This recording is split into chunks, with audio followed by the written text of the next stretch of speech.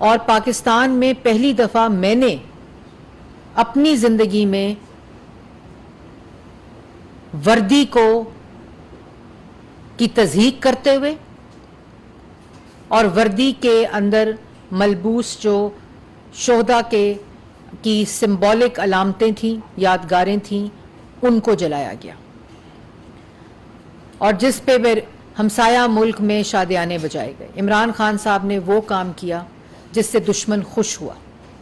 और कल 9 मई को जो कौमी सानिया इमरान खान साहब की मंसूबाबंदी, जिसके वो सरगना थे, मास्टरमाइंड थे, और फिर उन्होंने अपनी क़यादत में लोगों को चुना, जिनकी ऑडियो लीक्स आप लोगों ने देखी, जिन ऑडियोज़ के अंदर वाज़िया तौर के ऊपर वो 5-6 कायदीन बताते रहे कि वहाँ पहुँचो, जो दिखाया था, जो बताया था। कोर कमांडर घर पहुँचो, GHQ के ऊपर पहुँचो, सरगोदा में फ़लानी जगह के ऊपर पहुँचो, और ये सोची समझी साजिश के तहत ये सानिया इमरान खान साहब की मंसूबाबंदी में हुआ।